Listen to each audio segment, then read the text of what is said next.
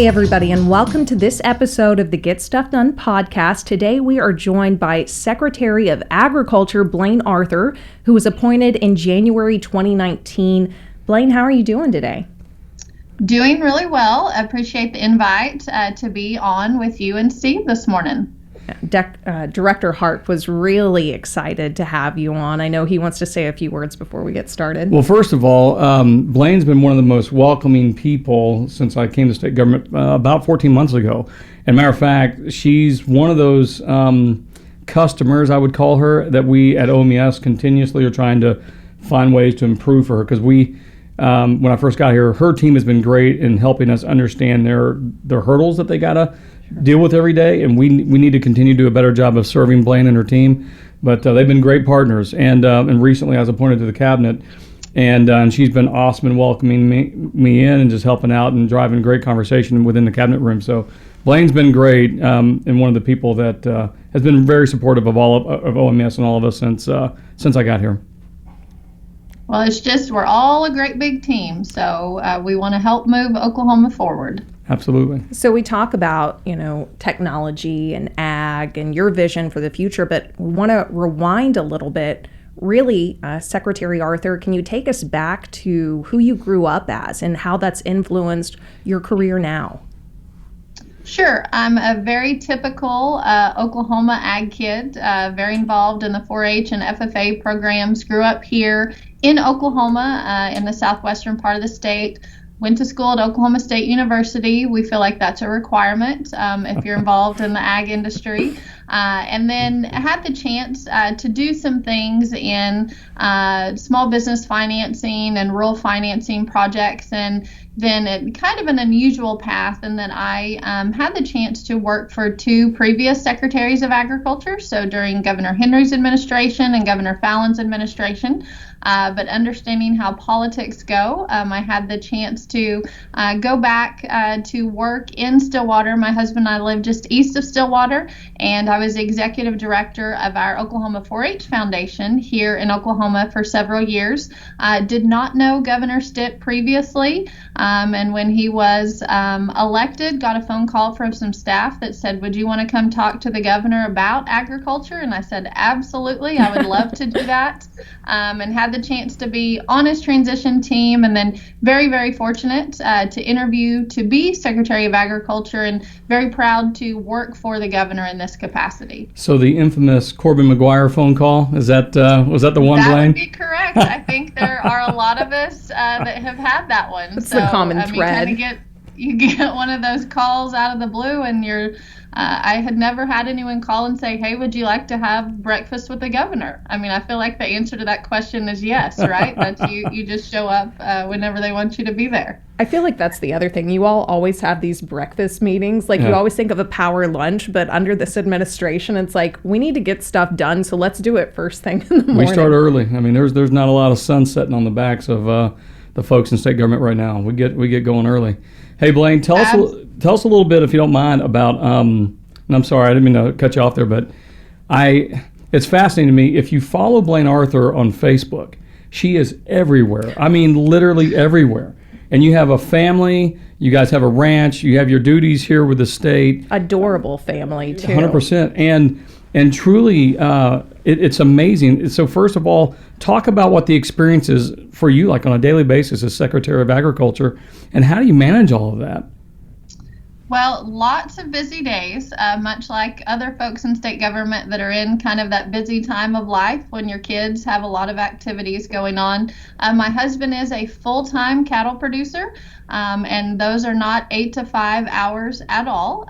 So those are a lot of times depending on what's going on. Now, my kids both show livestock as well, so chores in the morning before school, and then depending on whose schedule goes which way, sometimes it's taking kids to school, sometimes I've got to be somewhere else early in the morning. And I love the opportunity, though, that I have that ag operation that I go home to every night because of my responsibilities here. It's very grounding to remember that the decisions that we make in state government truly impact our farmers and ranchers in the state of Oklahoma. So it's a great balance to be in Oklahoma City, or I'd travel across the state depending on what's going on. But we live down a gravel road east of Stillwater, and the barn's less than 1,000 feet from my house, and so it's a really good reminder to take all those things into perspective when we make decisions, especially here at the department. But as far as how we make everything happen, it takes a lot of help. Sometimes it's all hands on deck. We're very fortunate that we live in Stillwater because we've had some great college students over time that have helped shuttle kids back and forth to practices or meet me on the way to a ball game. So it's definitely a family effort, but certainly wouldn't trade it for anything else. Now, sometimes at the end of the day, I've run about out of steam, but it's a good tired at the end of the day. Well, thanks for everything you're doing. And just real quick, before Bonnie jumps in, tell us a couple of things that are probably, in terms of issues or strategic initiatives that you're working on at Ag right now that you think are paramount to the mission that you're trying to accomplish. One thing that we're really focused on, and the governor has been very supportive of, is for the ag industry here in the state of Oklahoma. For a long time, we have grown all these wonderful commodities, but then we send them everywhere else to be processed. And so focusing on that value-added processing, and a lot of that ties into our Made in Oklahoma companies and the work that they do, especially in the food processing sector. We really want to see a lot of growth in that value-added processing, and that's everything from our meat processors, which we had some great growth in that area last year and into this year. But we know that the value-added means ultimately more dollars for our producers, and the margins are pretty small in production agriculture, so we want to give them that increased opportunity. But it's also economic development, and really rural economic development. My kids go to a real small school. We live east of Stillwater in Ripley, and Ripley is kind of just the school and the gas station, a lot like a lot of small towns. And 3 or 4 jobs in a small town like that makes a big difference. I know we're always trying to recruit the big, 500, 1,000 job type businesses, but through value-added processing in the ag sector, we can really make some significant differences in these rural communities. So that's something that we've really been focused on, and I see continued opportunity really across all commodities in that particular area. We had mentioned, too, at some point, headlines came up saying that there might be a beef crisis. I don't know if that's the narrative you see, but can you talk about that a little, too? Really challenging situations that our beef producers are facing right now. That certainly was at a pivotal point in March, April of 2020, as a lot of the processing facilities were shut down because of things due to COVID. And so we had prices for live cattle were tanking, but no one could get any beef at the grocery store. And so people are saying, this doesn't make any sense. A lot of the concentration in the processing sector, we've got kind of 4 main packers here in the United States. And so that has created some very unique dynamics that ultimately are not always beneficial to our beef producers themselves as far as the profit opportunity that exists for them. So it certainly is straining the industry significantly. And right now what we're dealing with is the price of corn has gone up.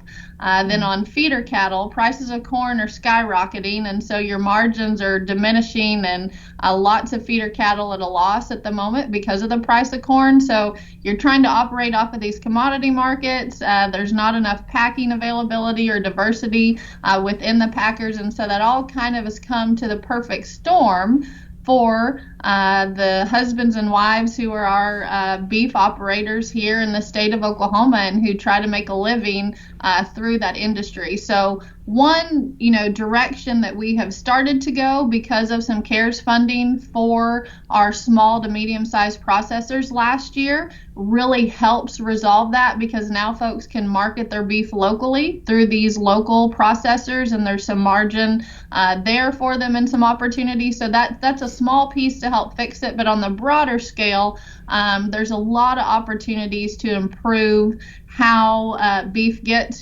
from the farm to a consumer's table. And that's what we continue to work on with our beef processors, opportunities that the state can help them with. So, Blayne, I'm curious, we had a discussion at the Capitol a couple days ago about the labor market and how the labor market has been very difficult for most traditional businesses. Is there an issue, or the farmers, are they seeing any issue with the labor market as well? Without a doubt, and that's even pre-COVID. As I had the chance to travel in 2019 and talk to folks, I would say, what's your number one issue or your number one challenge? I had anticipated that they were going to say government overregulation. If I was going to guess, I would have thought that that's what they would have said. But they told me, they said, it is a labor issue. And okay, well, drill down, be more specific. Is it the skill set? And I will never forget, this one gentleman told me, he said, I just need someone that can show up and pass a drug test. Wow. Which you think, okay, the bar's not set super high then for what we're looking for. But the challenge in agriculture is a lot of our jobs are outside. And for anyone who lives in Oklahoma, days like this week are great days to be working outside. But in the middle of July, or back when we had the blizzard in February, those are not days that folks want to be working on any type of ag operation. It's an outdoor job. So we have a lot of hurdles there because they are long hours. A lot of times it's physical labor requirements too. So that's a big, big challenge. We have been coordinating with Commerce to see if there's some different ways that we can be reaching out, even to students in high school that maybe have a different career path than a traditional 4-year degree from a higher ed institution and do some job exposure. I'm very excited about something we've done at the department. We had our first Ag Youth Council class in 2019. We just selected members that'll be our third class. Those are seniors in high school that spend a year with the department, and the big goal of that is job exposure here, but also to all the ag industries in Oklahoma. So hopefully those students have that exposure, but then can share that within their peer group as well about, hey, everyone thinks I have to be a farmer or a veterinarian to work in agriculture, which we need lots of farmers and veterinarians, but there's also so many other job opportunities as well. It's bringing that 4-H full circle, because she did that, and now she's helping other people really get exposed, either through Commerce or 4-H or other things. I think it's brilliant. Are you seeing that problem exist across state lines? It is. It is not just an Oklahoma problem at all. We see that across the United States, and no one has a great answer for it either. And some of it, too, is, there's only 2% of the population involved in production agriculture.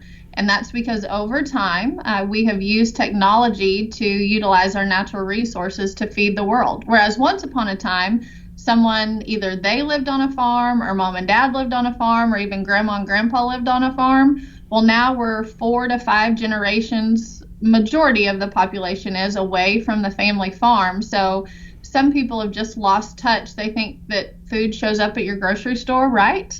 They don't understand the true production ag piece of that. So, but I do think the opportunity that we saw in 2020 when we had the disruption in the supply chain is people realized that, this food is being grown somewhere, and we need to think about those farmers and ranchers. So I think that's a chance for us to kind of continue that discussion, that we need folks to be involved in ag and the opportunities that exist. Hey, you mentioned technology. I'm just curious, how much of a disruptor is technology in the agriculture business these days? Well, it's an interesting dynamic because we need all the technology that we can possibly utilize. The challenge there is the average age of our ag producers is 65 to 66, which is not the group that, typically loves their iPhone or new technology. But for those who can employ the technology on their operations, the results that we see are incredible. You think about things like irrigation, especially in the northwestern part of the state, where once upon a time, you might have had to get out of bed, at 4 a.m. to go check those irrigation pivots and make sure something wasn't leaking and make adjustments. Well, now they are all on their iPhone, where they can check that from anywhere in the county. And if they've got an issue, they can turn it off or adjust it and have someone go address it. Even on the livestock side, we've got folks now that can use drones to check their cows and check health. And we have incredible developments in the ag sector. We just have to continue to work on our producers to actually implement that technology on their operations. Make their lives easier, too. I mean, if they realize this tech is at their hands, but you bring up technology. So we think about the pandemic center that just opened in Stillwater. That is another opportunity where we got to help set up some of that technology. And Blayne is going to get to see some of those results come to fruition. So how is that operating for you all right now? We're very excited about that, and certainly very appreciative of Secretary Pollard and OMES and all the pieces that came together really quickly to stand that up on a really short time frame. But that One Health component that we're discussing about human health and the environment and animal health and how all of those tie together, and I know you all have had a chance to tour that facility. When you see that technology that's available to us, certainly especially in the livestock sector, where we can identify some foreign animal diseases that we're always very worried about, and they can tell us even how to get on the front end and address those. The biorepository that's there that we can usually, have to ship off somewhere to get a sample to run a test if it's a plant disease or an animal disease. All of that's just going to be at our fingertips in Stillwater, which from the ag lane is pretty incredible. The advancements, we have a thriving forestry industry in southeastern Oklahoma. Our forestry staff's really excited because there's some heirloom seeds and some heirloom varieties that are native to the state. So we will now have that biorepository to have those there and do some research and expand. So all across the ag sector, that's going to be a resource that's really going to put Oklahoma at the forefront, certainly in regards to production, ag, but just also technological advancements that will benefit everyone. That's how we see this partnership going, and maybe it's what can convince others tech isn't a bad thing. Right. What were you saying, Steve? Well, it was funny. She's talking about farmers that are, in their 60s that may not want to adapt the technology because it's just not how they were raised and what they trust. My mom is 76, and she's, God bless her, the same space. I mean, she's a Southern woman from Georgia. She'll use her iPad to play cards on, and I've shown her all these other things that can, put her in touch with her family, and she's just now coming around to Facebook, and that's been kind of funny. So, yeah, it's a journey. It's the same boat. My grandma. Once you can get them there, though, it's pretty incredible because we've got one producer that is just outside of Guyman in the northwestern part of the state. And every time I see him, he loves to show me. He's like, let me show you my pivots. I got them right here. Oh, do you know cool. what I mean? Yeah. So he can turn them off and turn them on. So once we get them there, it's great. It just takes a little nudging. The funny thing, though, are we seeing is it affordable? So are farmers finding that technology, to implement that technology, is it affordable for them these days, or is it hard to, I don't know, is there a bridge too far because of the cost in some of these instances to put that technology in the ground? The good thing is we're getting to a place now that it is. I don't know that 10 years ago I would have said that, but especially so I'll pivot down to southwestern Oklahoma and the drip irrigation that they're putting in those cotton fields. That can pay for itself in 3 or 4 years. And so water is an important thing to all of us in ag. And if we can be better stewards of that water, but essentially water savings adds up really, really quickly. So there's so many of those technologies that are paying off. And in the livestock sector, because of all the advancements made, especially when we talk about hog production and beef production and poultry production, and what animals are consuming and your average daily gain and your feed inputs, implementing that technology now does absolutely pay off for producers. Farming is a science. I mean, everything you just said, so it makes sense that technology would play such a role in that. Steve always likes to end these on a positive note and ask for your hope for the future. Before we get there, though, I want to talk about the Oklahoma State Fair because it sounds like we get to have one this year, and that is such a huge event driven by agriculture. I remember going to the barns as a child, and that stuff lives with you year after year after year. So are you excited that that's finally coming back?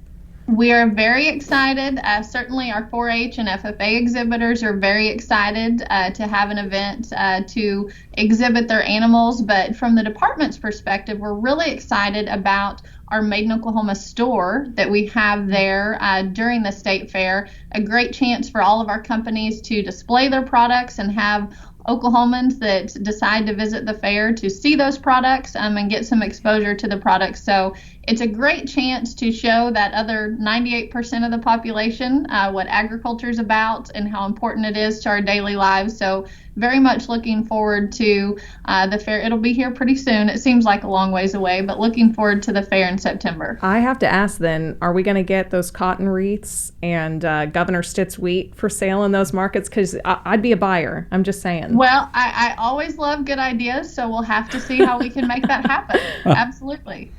So, Blayne, we've asked everyone that's come on, especially, since the pandemic, we've seen some of the worst things. People have lost lives, people have lost loved ones. We've also seen some of the very best in partnerships and moving state services forward during all this.